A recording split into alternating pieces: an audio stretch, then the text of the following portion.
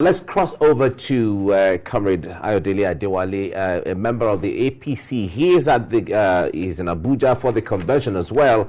Let's bring him to letting us into some of the intrigues and some of the drama going on in his party, the All Progressives Congress. Ayodele, it's good to have you join us. Thank you for having me. Good morning.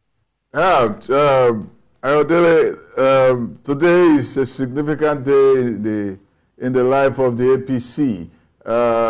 Some people call it Super Tuesday, which is borrowed from the pivotal primaries in the US that brings together so many states, including New York, Maryland, and so on and so forth. And today is June 7, but remember that June 6 is D-Day. D-Day when the Allied forces went into Italy, France, sorry, and started the road to the end of the Second World War. Do you get the sense that we are in the 0 hour? Can you capture the atmosphere for us among the politicians in terms of how they are talking to each other, how they are fighting, how they are quarreling, how they are glad-handing, and how the dollars are moving from bags to bags and from hand to hand? And let us know what is going on. What is your sense? Well, it's a day for democratic forces in Nigeria, all Nigerians, all Democrats, to file out and vote for candidates and aspirants of their choice at the APC Special Convention. It's going to go down very strong and rich in our political history.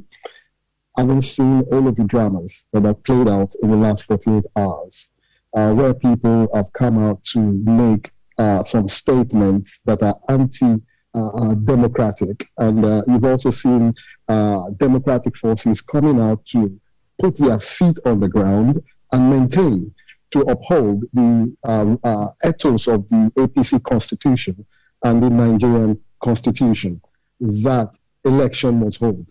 Election must hold, regardless of the powerful forces that attack to be cabals in some corridors of power. Those forces are not bigger than the vote of the people. They're not bigger than the resolution of the Nigerian people.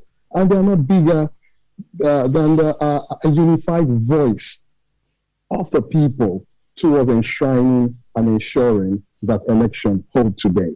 So that is what I'll say. Our eyes are on the ball. Our hands are on the plow. We're not looking back. We're pushing on strongly to uphold the various articles in the APC Constitution. You've spoken about cabals, powerful forces in the APC in your analysis so far. But do you, as a member of the party, a long-standing member of the party, do you still have full confidence in the leadership of Senator Abdullahi Adamu to steer today's program impartially? I have a very strong belief in the working committee of the party, in the ESCO of the party, in the membership of this party, beyond an individual. You should understand that among members, an individual is only a dot. Whatever is figment of imagination or action is, it does not opine on the collective will of the executive and the people, members of this party. So I will only say, let's continue to journey on this voyage, and definitely we'll arrive at a very peaceful harbor that will reflect the whims and caprices of all members in APC.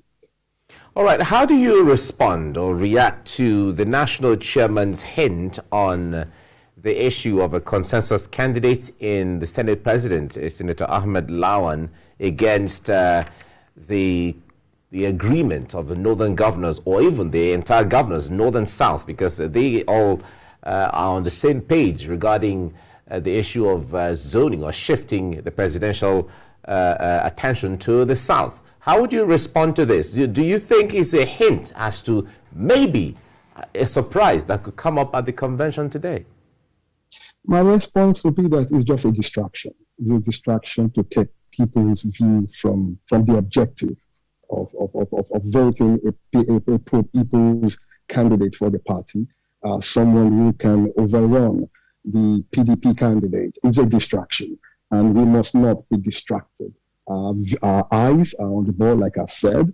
Our views are very, very resolute. For we, Team Asiwaju Bola Tinubu, our views, our actions, our resolute.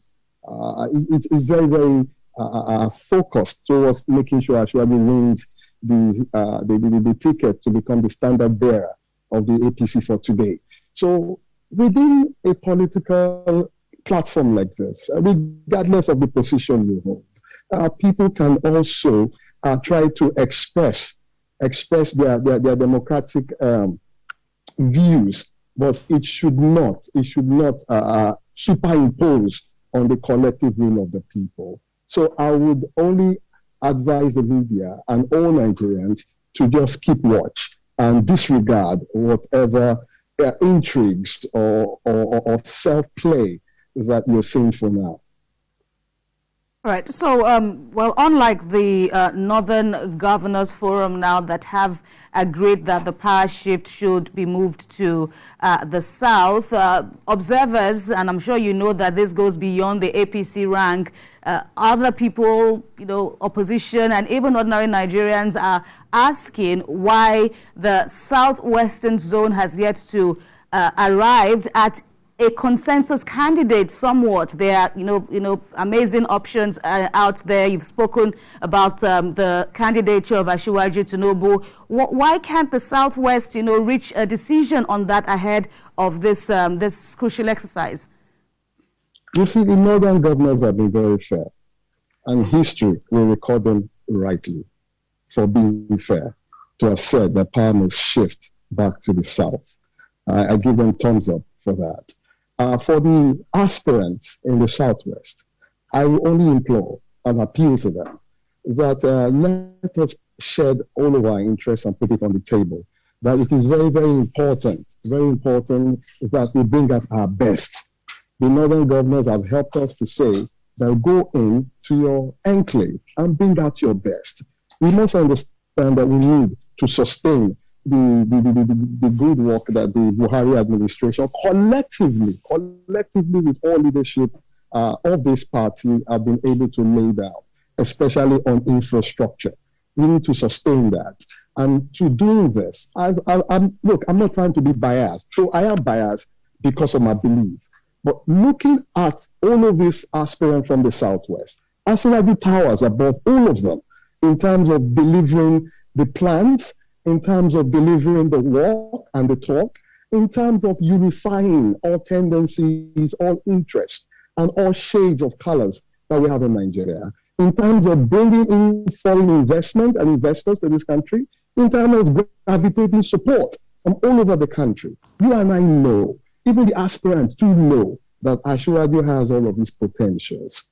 And I am very, very sure that at the dying minute, we are going to see all of them supporting the Asiwaju Bola Tinubu's aspiration, and is going to come out as a candidate of the APC. Right.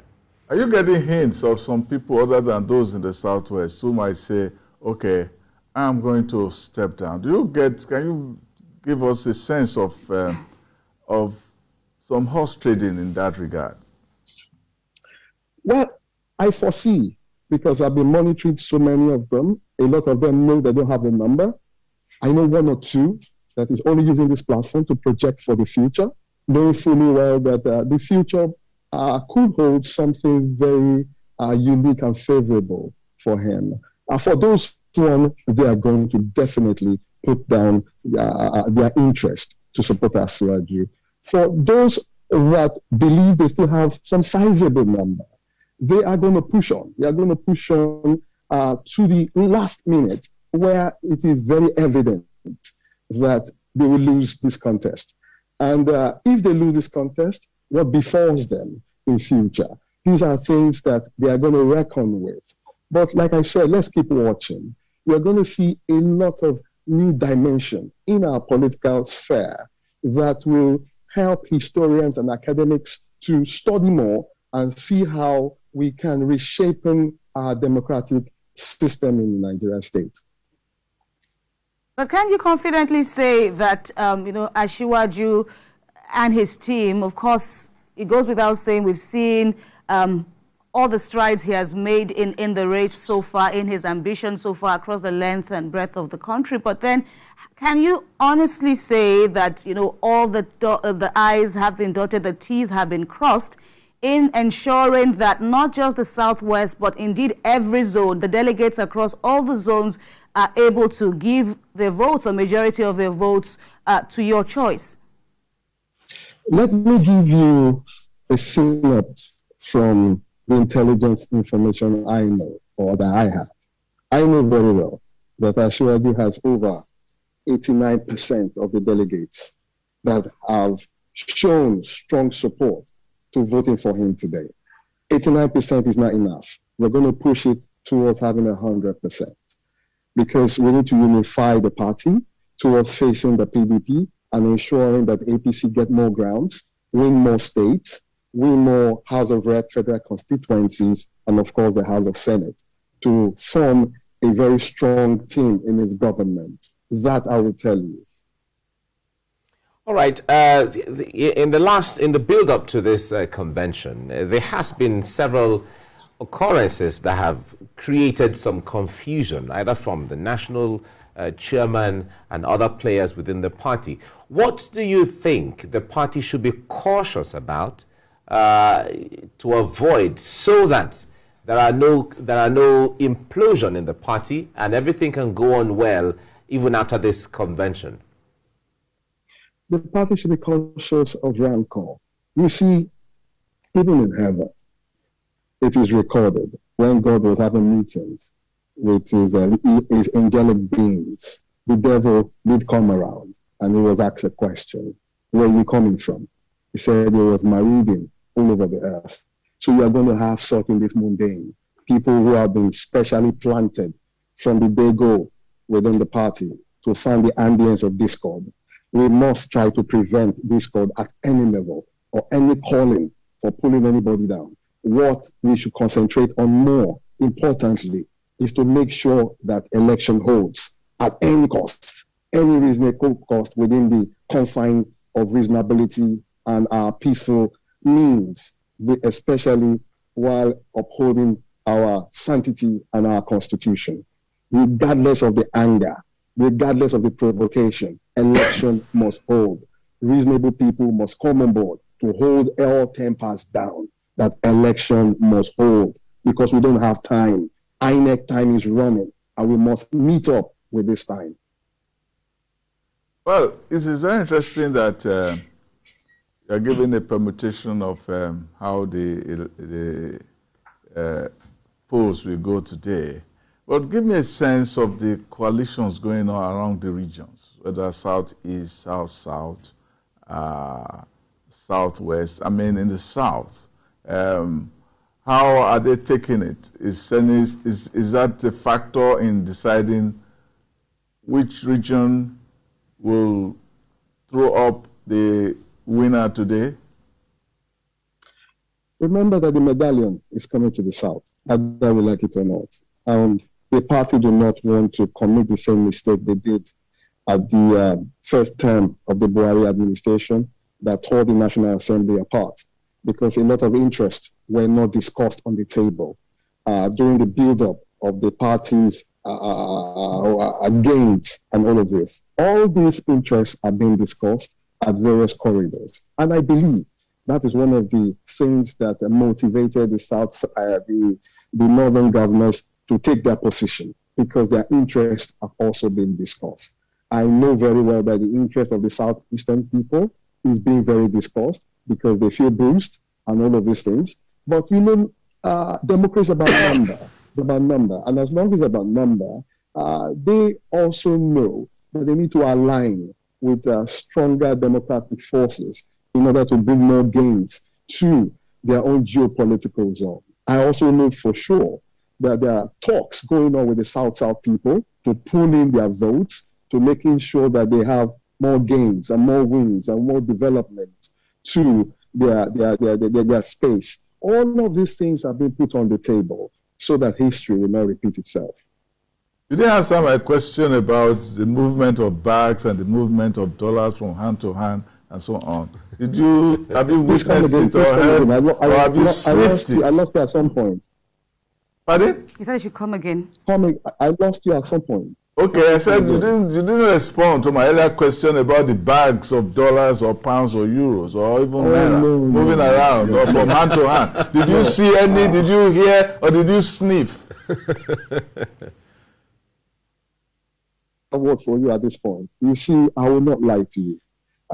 These are figments of people's imagination. I don't base my assertion or my talk on something that I've not seen, something that I don't have facts on. So I won't join in that discussion. I have always run my politics, Asiwaju has run his politics, on the basis of principle, fairness, friendship, and equity. At this kind of situation, your friends will stand with you, regardless of any material inducement. This is when you will see your friends, and a friend in need is a friend indeed. I know we've run out of time, but I need your response on this other crucial point. Even though Asiwaju Tinubu has made clarification as to his comments in Ogun State last week about his respect for President Buhari, reports have gone on to say that the chairman, Senator Adamu, has hinted about some disciplinary measures to be meted out against Asiwaju Tinubu. What do you know about that, and what's the Asiwaju team's response to that? Well, let me make this fundamental clarification. Asiwaju's statement was not made in order to disregard or to put the image of the president and the presidency in a very distasteful manner. He did not do that. He only tried to bring back history on how they arrived at this point. If you're a Christian, I'm very sure it's also in the Quran, that God would say, call me to reckoning. Call me to reckoning. If you have done anything good at all, call me to reckoning. So what Asiwaju have only done is to call history to reckoning, to try to tell people what happened and where we are going forward to. He did not malign the president in any regard. For people who are stretching this, it's being done in order to smear his name. And Asiwaju uphold the president image and his family, the presidency, and all Nigerians in a very good stead. Okay. We have to leave you here now. Ayodele Adewale, thank you very much for talking to us, and we wish you all well at the convention today. It's good that you made a point about the factor of money, that people say money is the mother's milk of politics. But as I always say, milk alone cannot take care of the baby. You have to you have to get a cord for it. You have to get in medicine. You have to bath the baby. You have to do so many things. You have to sing to the baby. Of course. So the baby can sleep well. They can sleep well. Thank you. Okay. Thank you. Thank you very much, Ayodele.